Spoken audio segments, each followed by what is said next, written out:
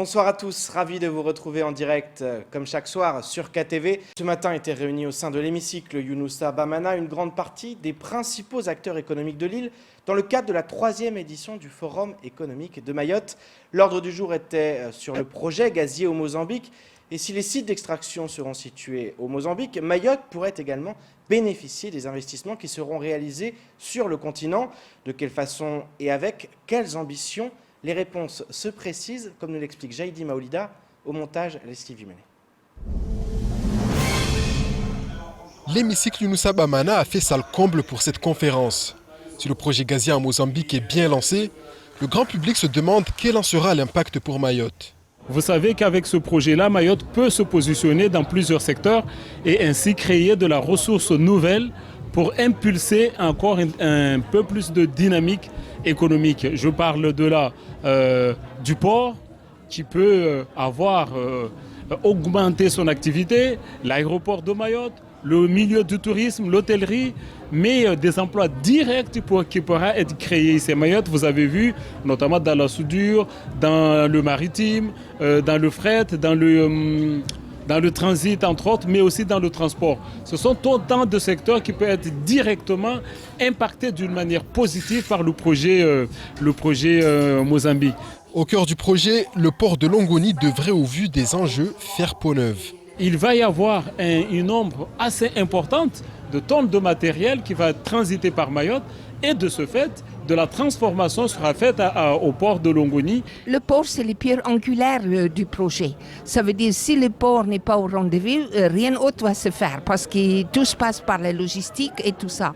On a 150 millions d'investissements prévus. On sera prête pour accueillir des premiers navires en septembre 2021. Ça traînait un peu pendant 4-5 ans et voilà, maintenant il faut boucher double pour arriver à tenir le calendrier. Si la question de l'effet réel sur l'économie locale peut se poser, les acteurs du projet veulent se montrer rassurants et notamment sur la création d'emplois sur le territoire. Toute cette période-là doit être accompagnée avec beaucoup de formation pour nos jeunes ici. Parce qu'on parle d'emplois, comme je l'ai dit tout à l'heure, dans le milieu tourisme, il va y avoir plus de 10 000 personnes qui vont transiter chez nous, qui vont séjourner parfois avec plusieurs périodes de séjour ici à Mayotte. Il faut savoir les accueillir, bien les accueillir. Dans la manutention, sera environ entre 60 et 80 pure manutention. Peut-être 120, 140, on n'est pas encore parti dans le calcul exact. On travaille pour amener le maximum de travail vers Mayotte. Les acteurs de ce rassemblement ont tenu à affirmer qu'il s'agit d'un projet à court, moyen et long terme. En effet, les premières retombées sur l'île au lagon sont attendues pour 2021. La 5e édition du Challenge Mayotte Tour est prévue ce dimanche 25 octobre. Les participants partiront de Msapéré pour rejoindre la caserne des pompiers à Kahani, en passant notamment par Vaïbé et Combani. Cette nouvelle étape doit permettre de rendre hommage aux sapeurs-pompiers, au corps médical et aux secouristes victimes de violences à Mayotte. Néanmoins, avec le retour de l'état d'urgence sanitaire, cette manifestation à la fois citoyenne et promotrice du sport santé est en suspens. Écoutons l'un des organisateurs. Challenge Mayotte Tour a débuté, on était comme un confinement. Donc on a eu des autorisations auparavant avec plein de demandes de la préfecture sur la sécurité, sur l'organisation, comment ça se passait, etc. Avec de l'assurance événementielle, qu'il faut savoir que ce n'est pas forcément donné. Aujourd'hui, tous ces éléments-là sont à la disposition de la préfecture. Donc Challenge Mayotte Tour, il est bien organisé jusqu'à le jour d'aujourd'hui. Et il faut savoir que quand on a commencé Challenge Mayotte Tour, on était en période de confinement encore, et toutes les activités collectives sportives a été interdit à ce moment-là. Vous voyez, il n'y avait pas de foot, il n'y avait pas de basket, il n'y avait pas ceci, etc. Aujourd'hui, on nous parle de l'urgence sanitaire. Moi, aujourd'hui, je suis dans cette incompréhension de cette décision sur l'urgence sanitaire. Ok, moi, je suis totalement d'accord qu'il faut protéger les gens, mais dans ce cas-là, on protège les gens, mais partout. Et contacté par téléphone, la préfecture nous a assuré que l'événement était bien maintenu ce dimanche 25 octobre. Je vous propose maintenant de faire le tour du reste de l'actualité locale, avec notamment un 44e décès à Mayotte lié à l'épidémie de Covid-19 ou encore la création d'un pôle pépite. Au montage, Leslie Vimenet. Lors de son dernier point épidémiologique hebdomadaire concernant la semaine du 13 au 19 octobre, l'Agence régionale de santé a annoncé un nouveau décès à déplorer des suites d'une contamination au Covid-19. Il s'agit d'une personne âgée de 44 ans hospitalisée en réanimation depuis le 16 octobre. Cela porte désormais à 44 le nombre de décès liés au coronavirus depuis le début de l'épidémie, dont 5 à La Réunion après évacuation sanitaire. L'ARS dénombre 123 nouveaux cas comptabilisés sur cette semaine, soit un total de 4203 cas depuis le mois de mars dernier. 9 personnes sont actuellement hospitalisées au CHM, dont 3 au service de réanimation. Le taux d'incidence est de 44 pour 100 000 habitants. Le taux de positivité est de 10,1%. Face à cette nouvelle perte et à un virus qui continue à progresser, l'ARS demande à la population de ne pas relâcher ses efforts et de continuer à mettre en pratique les différentes mesures sanitaires et gestes barrières. Le rectorat a signé hier une convention avec le CUFR, la CCI, le conseil départemental et le GIF-FCIP pour acter la création d'un pôle étudiant pour l'innovation, le transfert et l'entrepreneuriat. Ce pôle possède 3 vocations: mener un travail de sensibilisation à l'entrepreneuriat avec la mise en place de conférences, d'éléments de communication, de travaux dans les classes sur la création d'entreprises. Un volet concerne la mise en place de formations avec la création d'un diplôme universitaire au CUFR pour accompagner les jeunes et leur donner des outils, des verrous juridiques, des notions management. Enfin, le 3e volet concerne l'accompagnement des étudiants et se caractérise par le statut d'étudiant entrepreneur qui permettra à l'étudiant de poursuivre ses études tout en étant protégé, lui permettant ainsi d'aller jusqu'à la création d'entreprises. Un partenariat qui devrait concerner une vingtaine d'élèves cette année dans le cadre de la formation et que les différents acteurs espèrent amener jusqu'au diplôme. Le syndicat SNU-TER-FSU, la Fédération autonome et la CGTMA de la mairie de Bandélé viennent de déposer un préavis de grève illimité. Prévu pour débuter le 27 octobre prochain, il pourrait être le premier mouvement social à toucher une municipalité depuis les dernières élections municipales. Le maire réélu Ali Moussa Ben va devoir répondre à une plateforme revendicative des plus fournies. Les syndicats demandent en effet qu'un dialogue s'ouvre concernant les retraites, les régimes indemnitaires ou encore les primes, notamment pour certains services comme la police municipale, le service technique ou l'état civil. Il est également question de revoir les congés, les avancements de grade et les reclassements. Les syndicats réclament par ailleurs la titularisation des contractuels.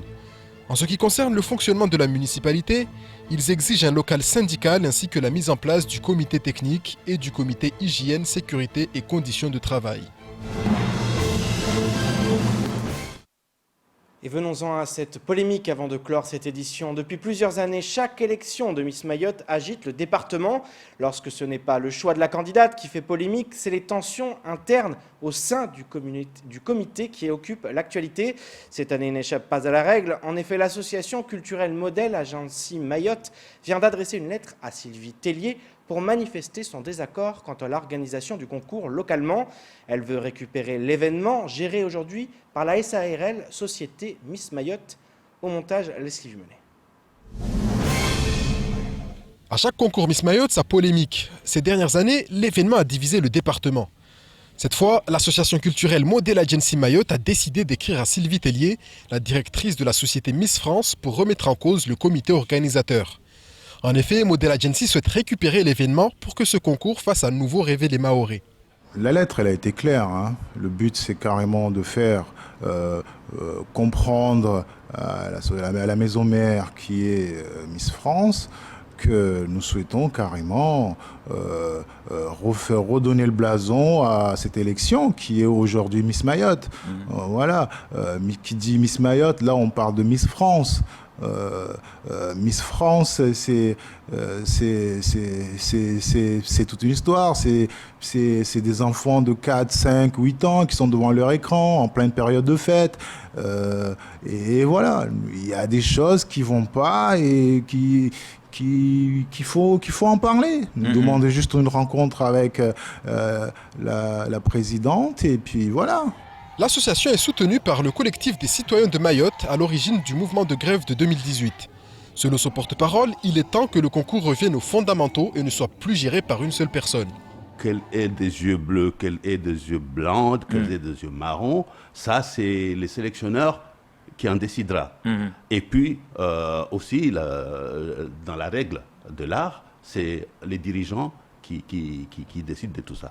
Ce que nous voulons surtout, c'est apaiser cette sélection. Et l'apaisement ne viendra que si ce concours revient dans les bases. C'est-à-dire qu'avant, on n'avait pas tous ces polémiques-là.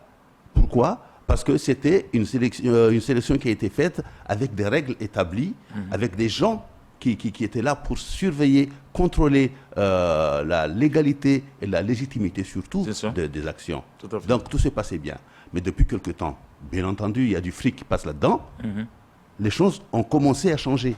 Et ce changement-là que nous voulons freiner pour revenir là d'où nous étions. L'association culturelle Modèle Agency Mayotte travaille sur une refonte du concours afin qu'il colle davantage aux représentations sociales du département. Cela passe par une implication des communes et de l'ensemble de la population de l'île.